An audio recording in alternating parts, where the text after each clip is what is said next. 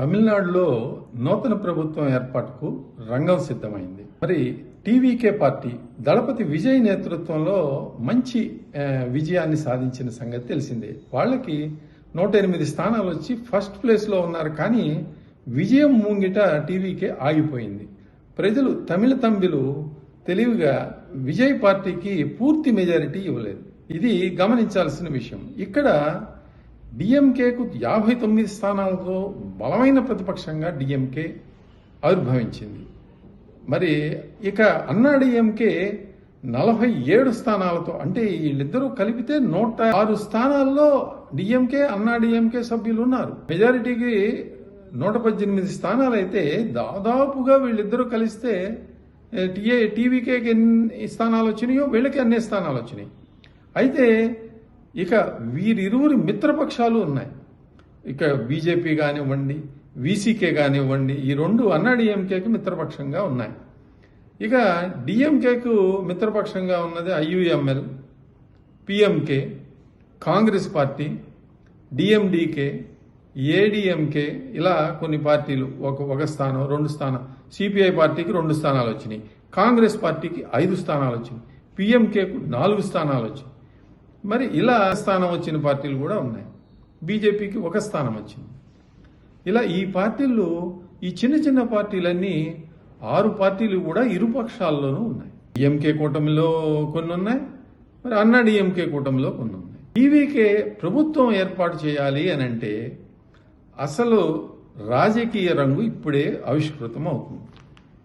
అంటే ఆయనకి ఇంతవరకు రాజకీయాలతో పెద్ద అనుభవం లేని కారణంగా గవర్నర్ ఈయన ఒక లేఖ ద్వారా నేను ప్రభుత్వం ఏర్పాటు చేస్తాను, మీరు నాకు మీతో అపాయింట్మెంట్ కోరితే ఆ ప్రభుత్వం ఏర్పాటు చేయడానికి తగిన సంఖ్యాబలం ఉన్నదని చెప్పుకోగలిగితే, అంటే పేపర్ మీద ఇవ్వమంటున్నారు ఏ పార్టీలు అని స్థూలంగా గవర్నర్ ఒక ఇన్వైట్ చేయాలి అని అంటే అడుగుతారు. అదే ఈయన ఇవ్వలేక పక్షంలో సింగిల్ లార్జెస్ట్ పార్టీగా గవర్నర్ గారు దళపతి విజయ్ని ఆహ్వానించే అవకాశం కూడా ఉంది. అది కూడా ఆయనకి ఇష్టం లేకపోతే, దళపతి విజయ్ నుంచి పాజిటివ్ రెస్పాన్స్ రాకపోతే ఆయన కొన్నాళ్ళు సస్పెన్షన్లో పెడతారు. ఏది అసెంబ్లీని, శాసనసభను సస్పెన్షన్లో పెడతారు. అంటే తాత్కాలికంగా, అంటే ఎవరైనా ఒక పక్షం కలిసి ప్రభుత్వం ఏర్పాటు చేస్తాను అని అంటే వాళ్ళకి ఇస్తారన్నమాట. ఇప్పుడు దళపతి విజయ్ గారి కోర్టులో బాగుంది. ఈయన అడగాలి, కాంగ్రెస్ పార్టీని ఆల్రెడీ సంప్రదించారు అని ఆ పార్టీ నేత వేణుగోపాల్ చెప్పారు. మరి సమీపంలో నెక్స్ట్ ఉన్న కేరళలో కాంగ్రెస్ పార్టీ ప్రభుత్వం ఏర్పడబోతా ఉంది. అంతకు మునిపే దళపతి విజయ్ కాంగ్రెస్ పార్టీతో సంప్రదింపులు జరిపారు పొత్తు కోసం. కాంగ్రెస్ పార్టీ మరి డిఎంకేతో ఆల్రెడీ పొత్తులో ఉండటం వలన అవి ముందుకు సాగలేదు. అంటే కొంత టచ్ ఉంది దళపతి విజయ్ గారి కాంగ్రెస్ పార్టీలోకి. అందులో మరి ఆయన మత మూలాలు కూడా క్రిస్టియన్ మతానికి చెందినవారు దళపతి విజయ్ గారు. మరి కాంగ్రెస్ పార్టీ కూడా అధినేతలు రాహుల్ గాంధీ గారు కానీ, మరి ఆయన హిందూ అనే చెప్పుకుంటారు కానీ సోనియా గాంధీ గారు క్రిస్టియన్ అనేది అందరికీ తెలిసిన విషయమే. ఆ క్రిస్టియన్ మూలాలన్నీ కూడా కలిసే అవకాశం కూడా ఉంది. కాంగ్రెస్ పార్టీ పట్లే ఆయన మొగ్గు చూపే అవకాశం ఉంది. అయితే కాంగ్రెస్ పార్టీ డిఎంకేలో ఉంది. డిఎంకే పరోక్షంగా కాంగ్రెస్ పార్టీ మరి ద్వారా కానీ పిఎంకే ద్వారా కానీ పావులు కదిపితే 9 స్థానాలు వాళ్ళిద్దరికీ ఉన్నాయి. 9 స్థానాలంటే ఇప్పుడు 108 + 9 మెజారిటీ దగ్గరికి వస్తారు. మరి సిపిఐ ఆల్రెడీ మిత్రపక్షం ఉంది కాబట్టి వాళ్ళిద్దరూ కలిస్తే 119 అవుతాయి. వీళ్ళకి కావాల్సిన సంఖ్య ఎంత? 119. ఎందుకనంటే దళపతి విజయ్ గారు 2 స్థానాల నుంచి గెలిచారు. అందులో 1 స్థానం రాజీనామా చేయాల్సి ఉంటుంది. వెంటనే స్పీకర్ ఎన్నిక వస్తుంది కాబట్టి స్పీకర్ సభ్యుడిని కౌంట్ చేయరు కాబట్టి ఇంకొక స్థానం అధికంగా వీళ్ళకి కావాలి. 118 + 1 119 స్థానాలు వీళ్ళకి కావాలి. అవి సరిపోతాయి. ఇక 1 ఉన్న పార్టీలు వీసీకే లాంటి పార్టీలను కూడా కలుపుకుంటే 121, 122 దాకా వెళ్లే అవకాశం ఉంది.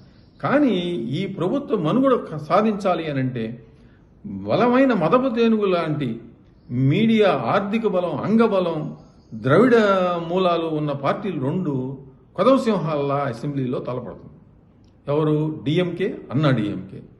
ఈ 2 పార్టీలని తట్టుకుని విజయ్ గారి పార్టీ బొటాబొటి మెజారిటీతో మరి ఇప్పటికే 1,80,000 కోట్ల ఆర్థిక లోటు ఉన్న రాష్ట్రాన్ని, అయితే స్టాలిన్ గారి హయాంలో 9.5% పైగా ఆర్థిక జీడిపి ఆర్థిక అభివృద్ధి సాధించి సెకండ్ ప్లేస్లో వచ్చినా ప్రజలు ఓడించారు. అంటే పూర్తిగా ఓడించలేదు. స్టాలిన్ గారికి కూడా కొంత ఆదరణ వచ్చిందన్నమాట. యథార్థం ఈ ఫలితాల్లో కనిపిస్తూ ఉంది. మరి ఈ ప్రభుత్వ ఏర్పాటు అనేది దళపతి విజయ్ గారికి కత్తి మీద సాము లాంటిది.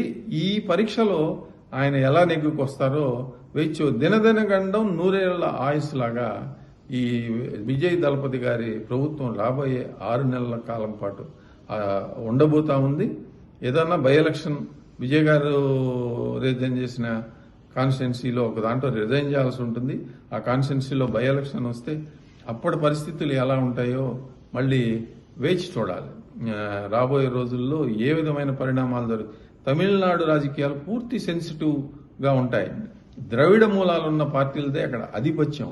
అది ఈ ఎన్నికల్లో కూడా ఆధిపత్యం తగ్గింది అని అంటున్నారు. కానీ నిజానికి ద్రవిడ మూలాలున్న పార్టీలకి వాళ్ళు పూర్తిగా నిరాదరణకు గురి చేయలేదు. అన్నా డిఎంకేకి సీట్లు ఇచ్చారు, మరి డిఎంకేకి సీట్లు ఇచ్చారు. చిన్న చిన్న ఎండిఎంకే, ఏడిఎంకే ఇలాంటి పార్టీలకు కూడా వాళ్ళు 1 స్థానం 2 స్థానాలు ఇవ్వటం జరిగింది.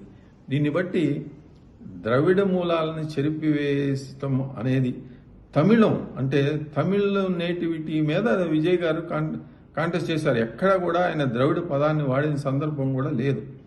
కానీ ఇప్పుడు బీజేపీ కూడా వాడలేదు. బీజేపీ కూడా జాతీయవాద భావాలతోటి యువకులను ఎక్కువగా ఆకర్షించిన పార్టీ ఏదన్నా ఉంది అని అంటే బీజేపీ.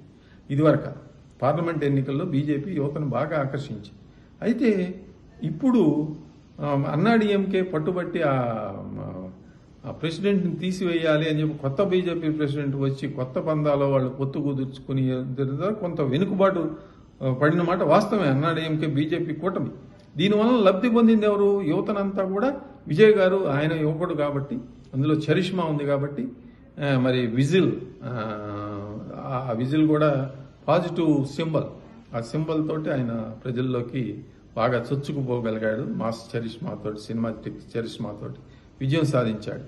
ఏది ఏమైనా విజయం దగ్గరకు చేరువు కావటం ఒక ఎత్తు అయితే, పరిపాలన చేయటం ఒక బ్యూరోక్రసీని మరి రాజకీయపు ఎత్తుగడలను వేయటంలో ఆరితేరాలి. మరి ఇవన్నీ కూడా రాబోయే రోజుల్లో దళపతి విజయ్ గారికి పరీక్షలు కాబోతా ఉన్నాయి. మరిన్ని అప్డేట్స్ కోసం మా కాయ్ టీవీని సబ్స్క్రైబ్ చేసుకోండి. మా వీడియో కనుక మీకు నచ్చినట్లయితే లైక్ చేయండి, షేర్ చేయండి. మీ విలువైన అభిప్రాయాలను కామెంట్ బాక్స్లో తెలియజేయండి.